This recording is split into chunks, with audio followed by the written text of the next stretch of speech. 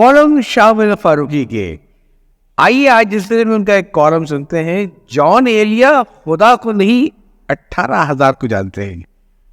یہ کالم 11 جنوری 1998 کو شائع ہوا تھا. لکھتے ہیں ایک معروف شاعر جاوید درانی کی عدالت میں کراچی سے ایک 15 روزہ اخبار بساط ادب کے نام سے نکلتا ہے. جیسا کہ نام سے ہی ظاہر ہے کہ یہ اخبار اردو ادب سے متعلق خبروں اور نظم و نثر کے مضامین پر مشتمل ہوتا ہے.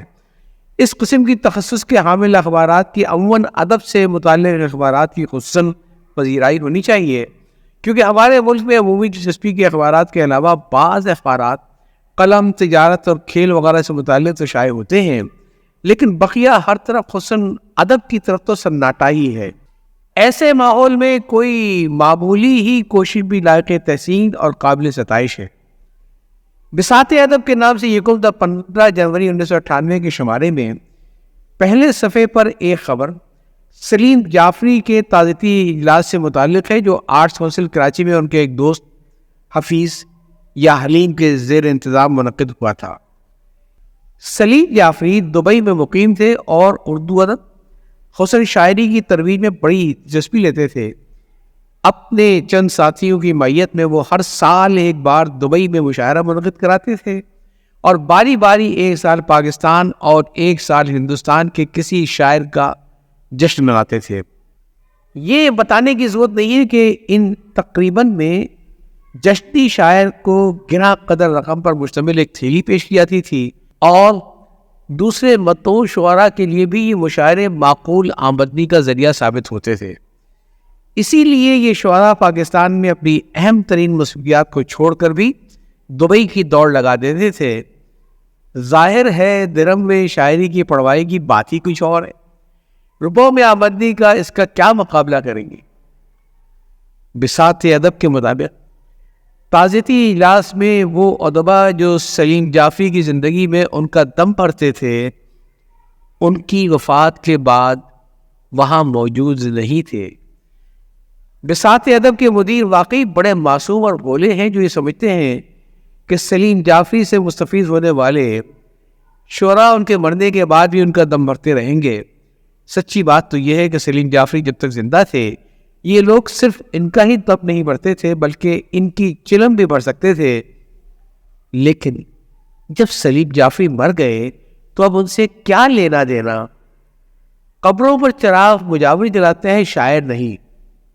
خبر میں آگے چل کر کہا گیا ہے کہ بیشتر مقررین نے سلیم جعفری کی غربت پر افسوس اور غم کا اظہار کیا اور انہیں مشاعروں کے تسلسل کے ساتھ انعقاد پر زبردست خراج تحسین پیش کیا. جبکہ جان ایلیا حسب معمول انہوں نے اپنی تقریر کا آغاز نعوذ باللہ جملے سے کیا کہ چونکہ میں ایک جاہل آدمی ہوں اس لیے خدا کو نہیں جانتا. البتہ یہ ضرور جانتا ہوں کہ سلیم جعفری سے میرا رشتہ خون کا ہے، وہ بھی سید تھا. سلیم جعفری سخی اور غنی تھا. ایک مرتبہ میں نے 18,000 روپے طلب کیے جو اس نے حفیظ یا حلیم کے ذریعے ادا کر دیے. ہمارے معاشرے کی بدقسمتی ہے کہ یہ ساری صورتحال اب تک حسب معمول یہی رہی ہے اور آئندہ بھی حسب معمول یہی رہے گی کہ چند دریدہ دہن اور آوارہ مزاج شعراء خدا اور اس کے رسول صلی اللہ علیہ وآلہ وسلم اور اسلام کے بزرگوں کو برا بلا کہتے رہے اور ہمارے نام نہاد مربیان ادب ایسے غلیظ لوگوں کی حسب معمول پرورش کرتے رہیں گے. آپ یہ دیکھیں کہ اس تقریر میں خدا کا حوالہ دینے کی کیا ضرورت تھی، لیکن بات وہی ہے کہ مکمل دریدہ دہنی کا اظہار اس وقت تک ہو ہی نہیں سکتا جب تک سیاق و سباق کے بغیر بھی خدا کی شان میں گستاخانہ کلمات کہہ کر اپنے بذوق خود غیر معمولی ہونے کا ثبوت نہ دے لے. یہ کوئی نئی بات نہیں ہے اور اس قسم کے لوگ ہر زمانے میں پائے جاتے ہیں. ماضی قریب میں ایسے لوگوں کا گرو جوش ملیحہ آبادی تھا. وہ بھی جان ایلیا کی طرح شراب کے نشے میں مست ہو کر خدا اور اس کے رسول صلی اللہ علیہ وآلہ وسلم کے بارے میں آن فال بکا کرتا تھا. ابھی میرے ذہن میں یہ بات آئی ہے کہ جوش اور جان میں جو لفظ مشترک ہے. اب اس میں اگر آپ شین اور نون کے حروف کا اضافہ کر دیں تو یہ جوشن ہو جائے گا، یعنی شمس الجوشن. تو یہ عجیب بات ہے کہ آپ کردار میں شمس الجوشن کی پیروی کرنے والے خدا ناشناس لوگ زبان سے اپنی سیادت اور حسین کے حر کی عظمت کا کھوکھلا ڈھنڈورا پیٹتے ہیں، حالانکہ کسی سید سے زیادہ خدا کو کون جانے گا. ایک بار امام جعفر صادق رضی اللہ تعالیٰ عنہ سے کسی زندیق نے خدا کے وجود کے بارے میں دلیل مانگی. حضرت جعفر نے پوچھا تم کبھی کسی کشتی پر بیٹھے ہو؟ اس نے کہا ہاں. انہوں نے پوچھا کیا تمہاری کشتی کبھی کسی طوفان میں پھنسی تھی؟ زندیق نے کہا ہاں، ایک بار میری کشتی طوفان میں پھنس کر ٹکڑے ٹکڑے ہو گئی تھی اور میں بڑی مشکل سے ایک تختے پر بیٹھا رہ گیا تھا. آخر ایک طوفانی لہر ایسی آئی کہ میں اس تختے سے الگ ہو کر غوطے کھاتا ہوا ساحل پر جا پڑا اور بڑی مشکل سے میری جان بچی.